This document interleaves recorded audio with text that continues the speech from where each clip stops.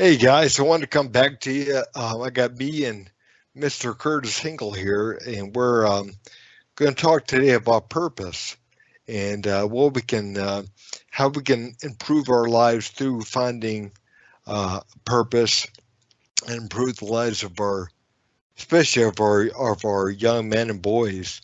I think there's just a large degree of a lack of purpose overall in society, and I think helping each other and helping our boys and helping our young men help find this, I think is kind of a key to getting people out of that place of increased suicides and 30-year-olds not having sex and everything else. But Curtis, I'm going to turn everything over to you and let you Yeah. kind of lead this one. Well, first of all, I want you to explain to us what you mean by purpose. What Well, is what is purpose, and why is it necessary to have a sense of purpose? I think having a some kind of what I mean by purpose is some kind of a goal, some kind of a sense of the reason why you get up in the morning, like what you can build, what you can go after. And at first, it might be something small, like even, like if you have nothing, no sense, like starting small, but like doing push-ups or learning something in a language like what you do, or learning, I mean, and I'm not saying that working out small or learning a language is small, but start off with some little part of something, and to give yourself a reason to get up and kind of get going in the morning and set yourself a goal. And Yeah. that's kind of what I mean by that. And it sounds to me like what you're saying is with children, uh, you would want to make the goals so that they're small doses that wouldn't overwhelm them, so that they had. Yep.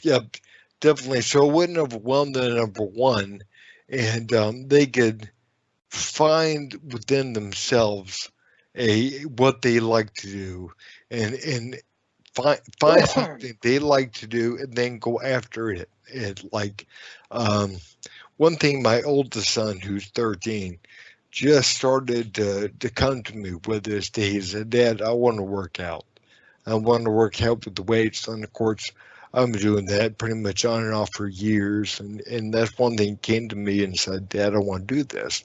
And Hmm. it's like, it's like if you can set yourself up a small routine or get somebody to help you set up a small routine, but figure out what you want, what you like about it, what you want to do, and set up goals within that yourself.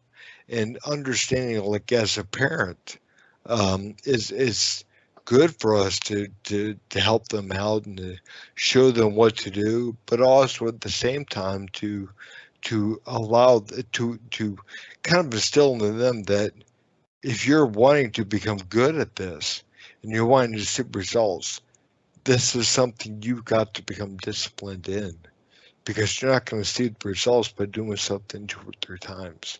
And, in finding that sense of purpose within that, like, and and also allowing your kids, especially your boys, to fail, to fall in the face, because sometimes I'm sure you know this with, all your languages and your linguistics and higher education, is, sometimes you learn the most by busting your ass, by falling flat in your face. Then, at least, in my life, I learned some of the biggest moments that I've learned from is failing.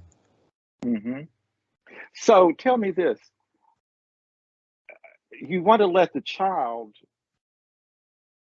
figure out what they want to do, or you could observe the child and see what they're interested in and kind of guide them towards that.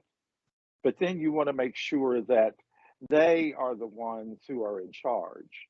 You're just I, kind of overseeing it in the background.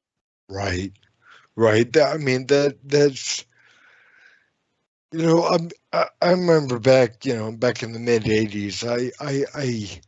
I started cutting grass, started mowing the lawn for my dad, and the following year I started mowing the lawn for the neighbors, Hmm. and I got a couple of jobs mowing the lawn. One paid me $8, and the other one paid me $10. And I thought I was rich. I'd make 18 bucks a week off of doing that. And plus, my dad gave me a couple of bucks for doing chores around the house. So I had like 20 bucks a week, and I Uh-huh. thought I was rich. But that was my money that I made myself. So, and it was something that, like, what I mean by we have to push our kids to do stuff, but then step back is if I didn't mow the grass, my father wasn't going to do it for me. And, Hmm. that was one thing I think that we sometimes as parents we do is we try to take away something that makes our kids uncomfortable, and we try to almost like pacify them in a way and make them comfortable with something, and they there's something to say about being uncomfortable, about learning from the place, because if you're uncomfortable in a place, you've got to figure out what to do to make yourself feel better. But if somebody steps in and they do it for you and they make you comfortable, like make you comfortable that by taking something away, some kind of responsibility or some kind of, then they've essentially kind of crippled you. They Hmm. they're taking away the you figuring out how to do something to make yourself more comfortable and And to figure out be how to in do it better. and to be independent, because Right. you can't, the sense of purpose, you would actually deprive them of that sense of accomplishment, Right. which is one of the main reasons for a sense of purpose, don't you think? Yep. Good point. Yep. Yep. Yep. If you yeah, I mean if you take away from them the sense of responsibility over something, then you're taking on that purpose and you're taking it away from them. And their love kind of, like, what do I do? Well, I mean, Hmm. dad is taking this away from me. He's doing it for me. And it's like, and again, one thing with our boys that, with the higher suicide rates and everything else with our boys that I'm seeing is like, if we give them a sense of accomplishment what they're doing, and if we allow them, if we push them to do something and we step back and we allow them to screw up and to fall flat on their face and whatever, they are going to learn from something, and they're going to cultivate a sense of accomplishment from that, and that's going to build a foundation for them for the rest of their lives. They're going to learn that if I want, I'm going to have to go through struggle, and if I want to make my life better, I'm going to have to figure out a way to do so, and I'm going to have to figure out a way to make certain tasks easier for myself and more productive for myself, and nobody's going to make that easier for me. And and if I want to build something, I'm going to have to build it myself. Nobody's going to build it for me. And in doing so, they give themselves a sense of accomplishment, which gives them confidence and competence in their abilities, and also at the same time, it makes them more attractive to the opposite sex, to women out there. It's like,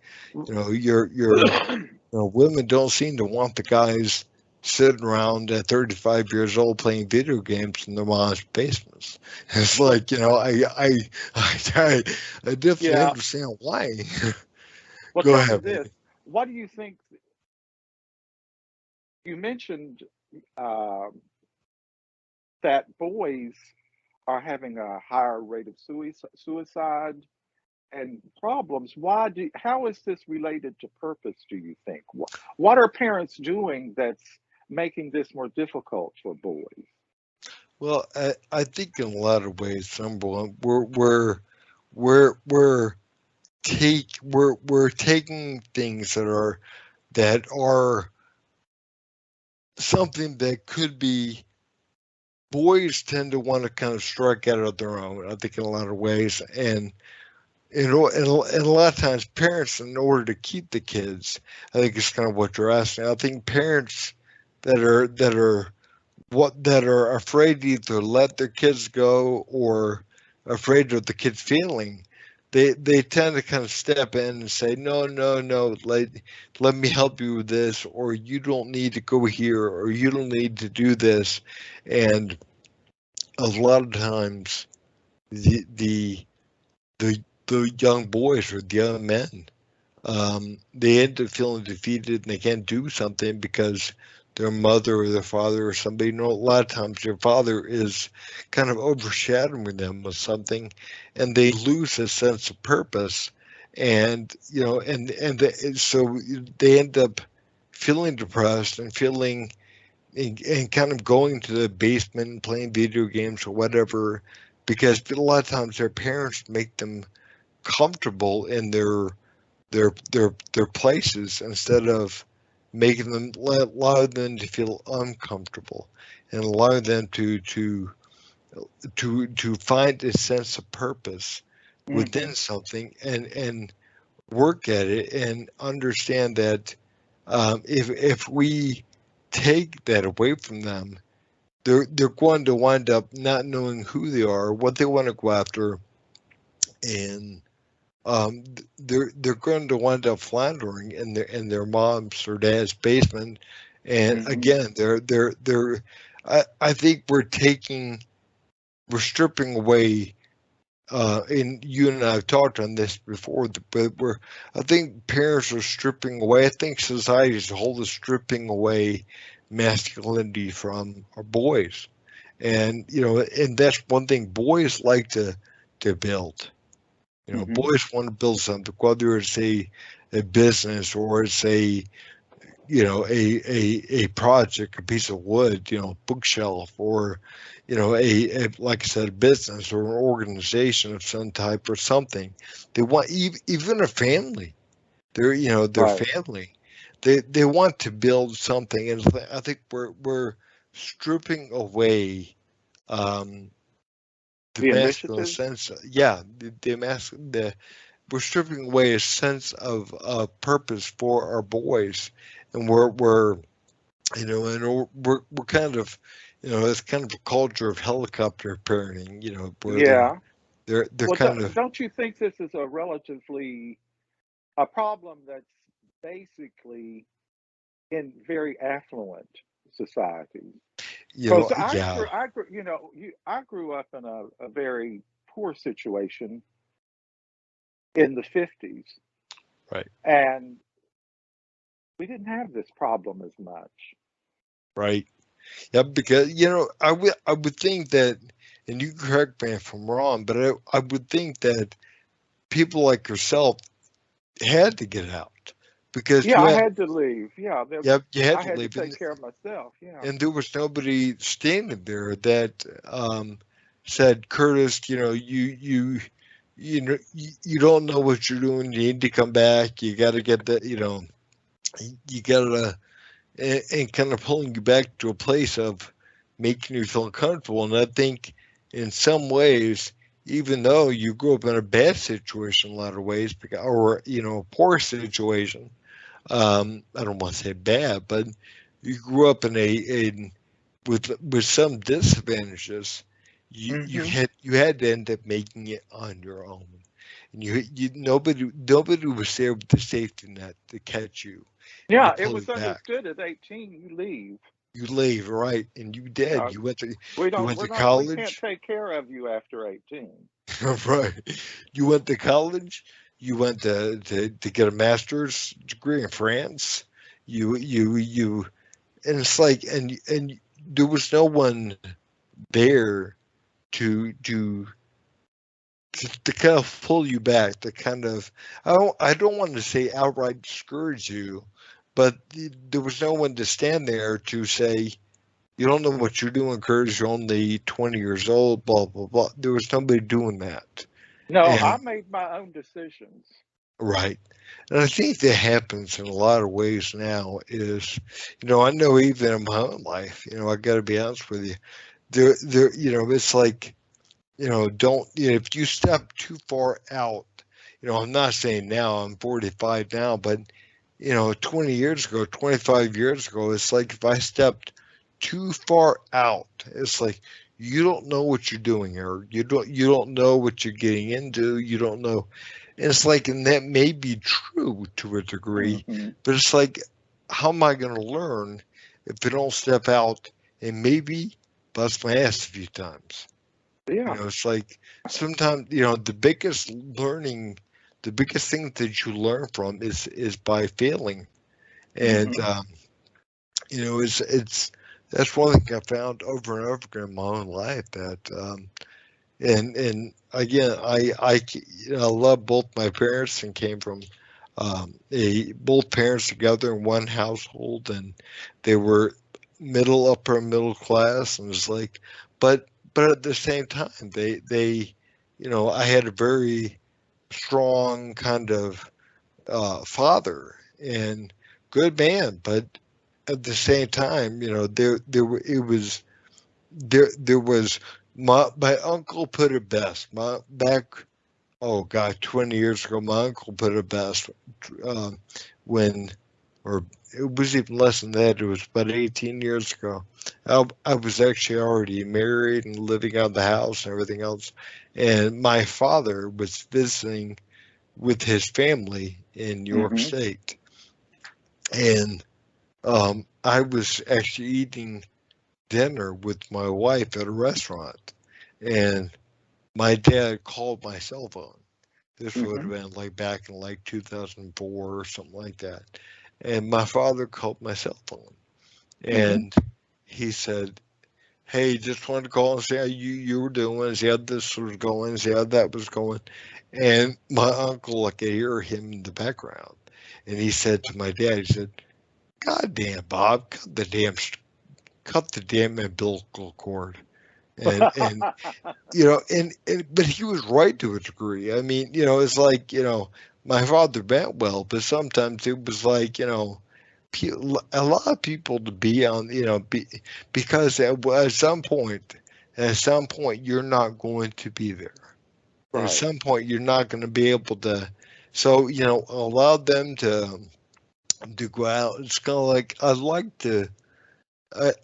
to build an environment for my kids where I got three kids myself, and it's like I want to build an environment where they're comfortable to a degree, but they're also uncomfortable. If there's something they want, they got to figure out how to get it. They got to figure out Hmm. how to do something, and in the older they get, the more I put that up. It's like, one thing I remember reading in the book, the Boy Crisis by Dr. Warren Farrell is, mothers um, tend to bring out the talents in the kids. They tend to understand. They tend to see it. Like if a kid uh, is a really good singer, or really, they have aptitude to play an instrument or something. It's like mothers tend to see that, but fathers tend to instill the discipline necessary for them to get to the next step. And that's interesting. It's like their mothers and fathers play an equally important role in the development of those kids.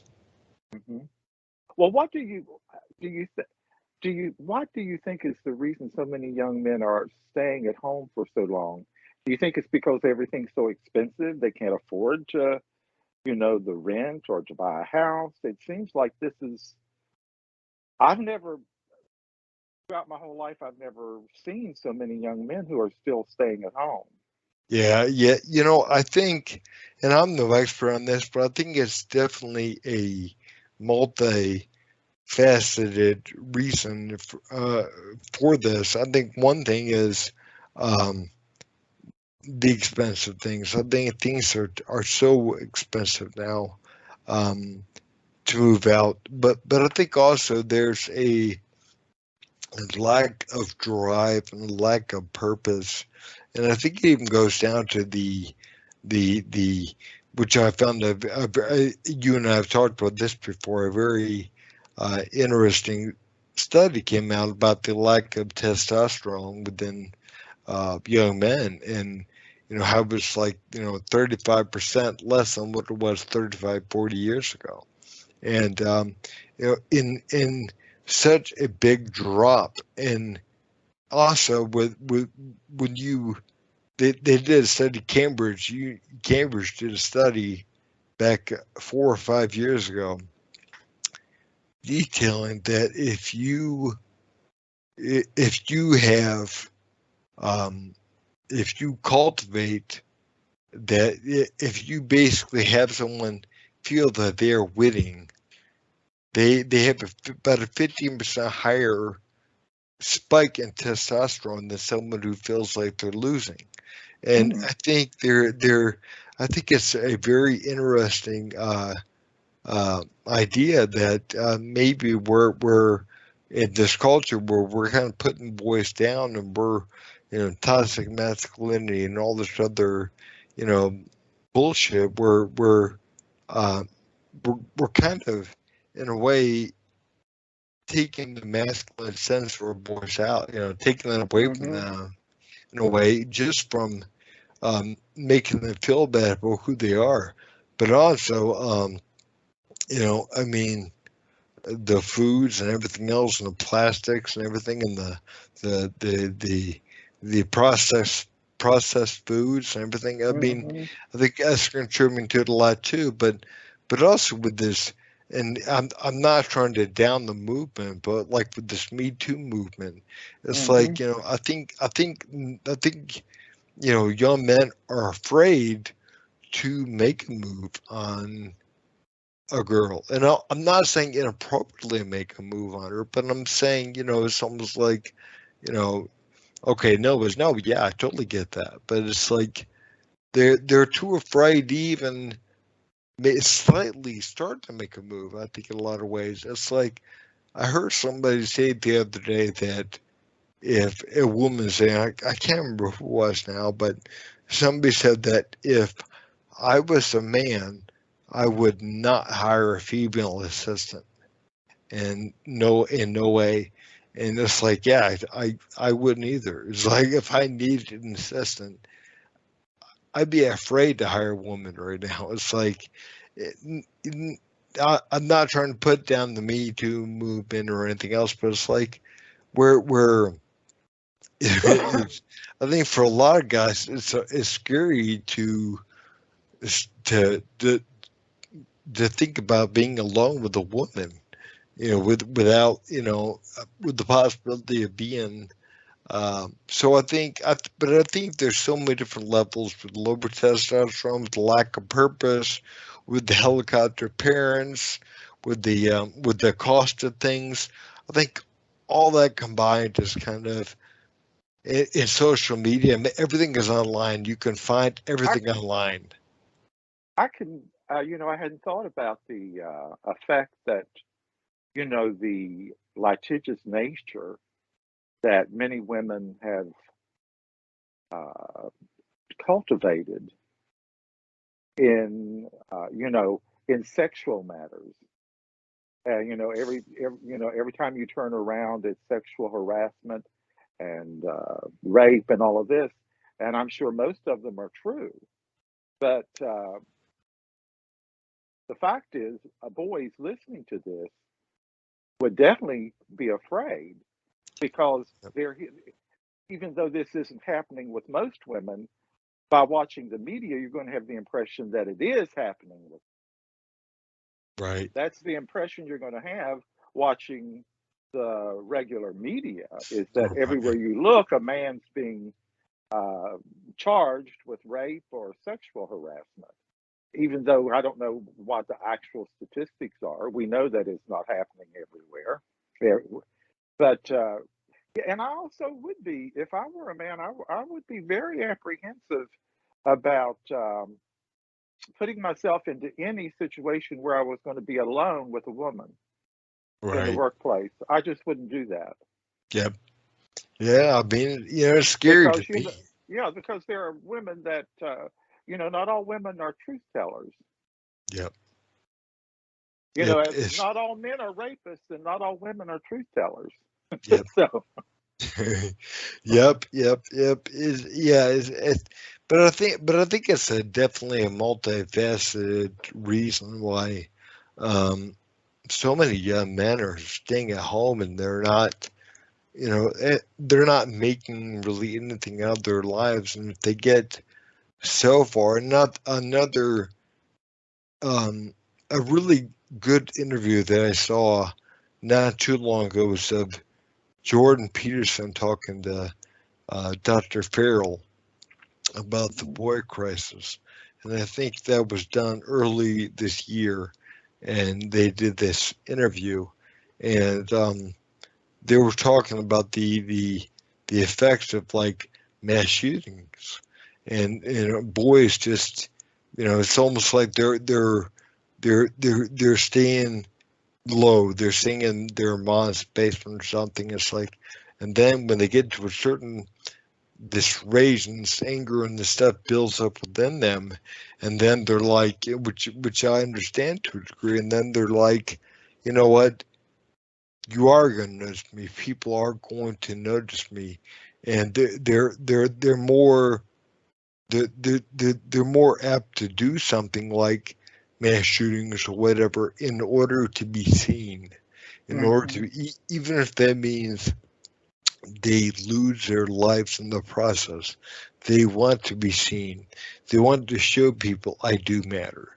I am here. I do And matter. what's so ironic is that when I was growing up, we didn't have all of these media and ways to connect with other people. But actually, we were less alone. We weren't Yeah. lonely. We were Yep. out with friends all the time and now it seems like people are a lot more isolated, even though we have the internet and Skype and Facebook and all of these ways to connect, but we're not really connecting. Right. Yep. And I mean, I don't know about you, but I think especially when you're a child, you gotta. I think as you're an adult, is you're more apt to call a friend or something and not see them in person a whole lot. But but when you're a child, it's like that becomes your foundation to develop. You Yeah, is connecting with other kids and playing down the creek and you yeah, know you and know kids aren't doing that, are they? no, they're not. And it's like it's like I have to with my own kids. I got to push them out the house and say, no, go play in the. I always tell my kids it's a joke. I'm like, go play in the road. Hmm. Go play, go play in the street. Go do something. Don't sit here and play video games all day because, again, it's not. And my kids want.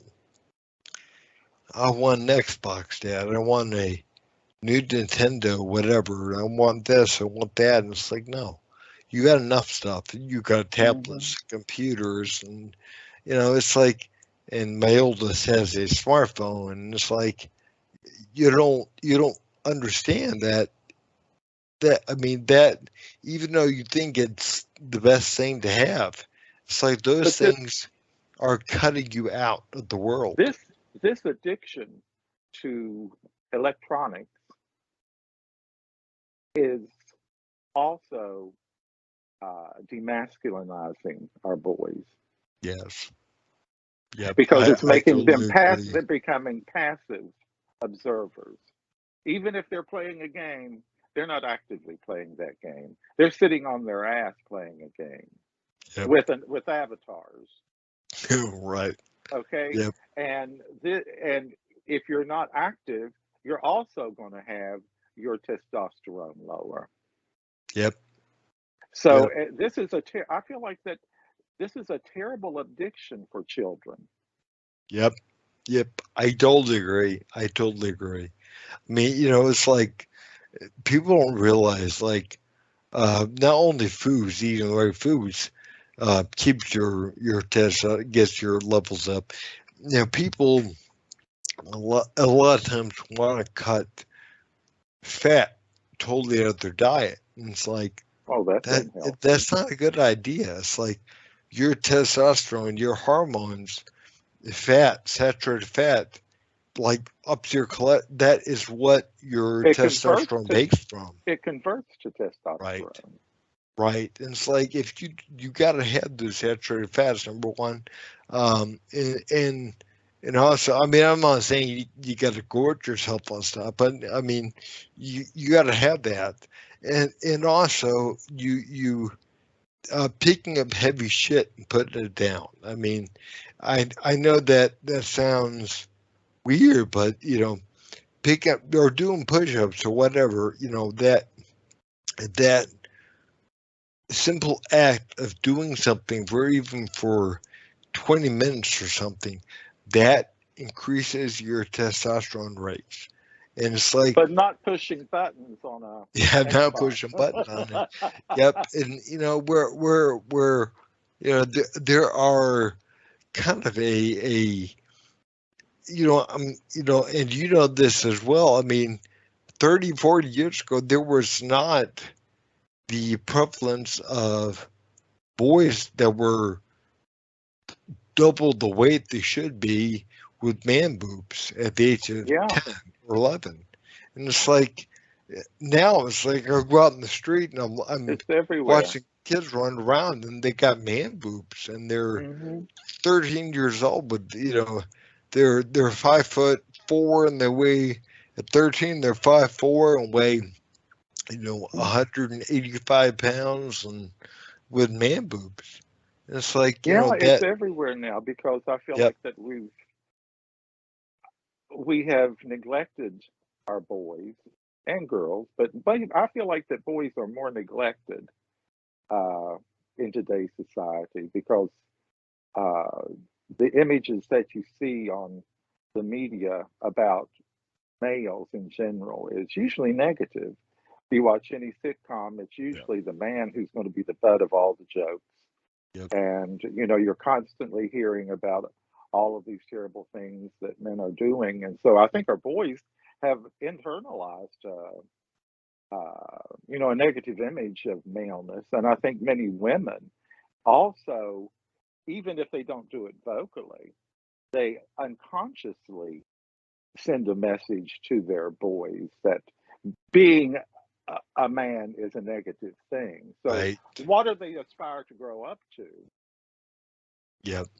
Yeah, I totally agree with that. I mean, yeah, we see that out there, and also if we don't cultivate a sense of purpose within them and push them into doing things other than sitting behind a screen, um, if you're out there in the world, and you have no skills, you have no sense of purpose, within yourself, you're and the respect, I think, is gone in a lot of ways.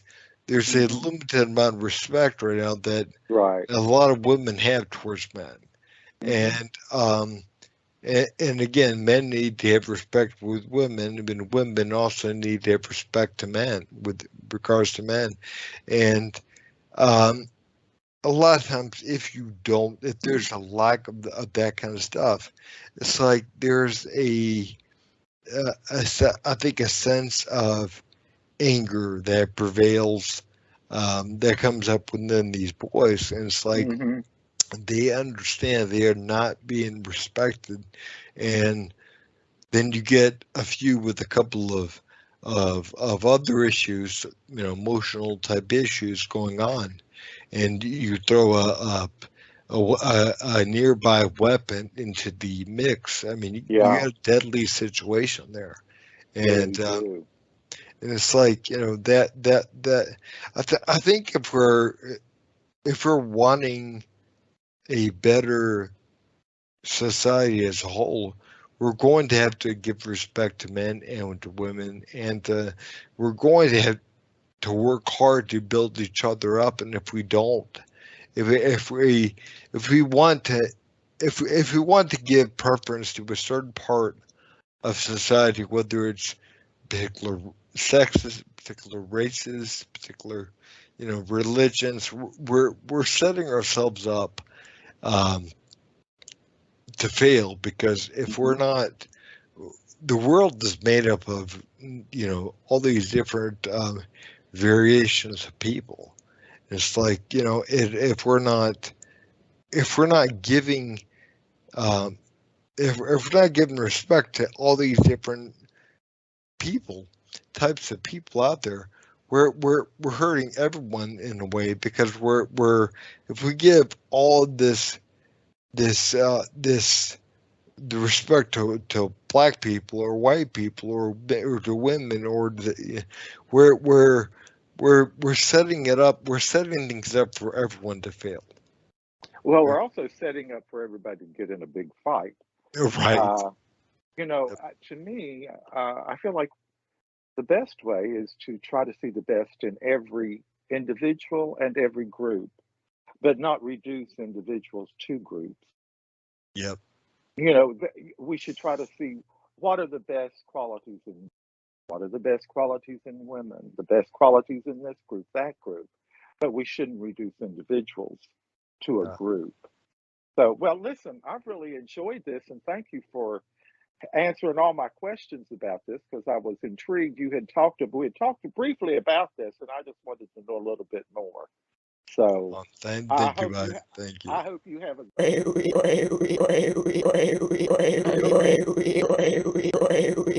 You son of a. You son of a. You son of a.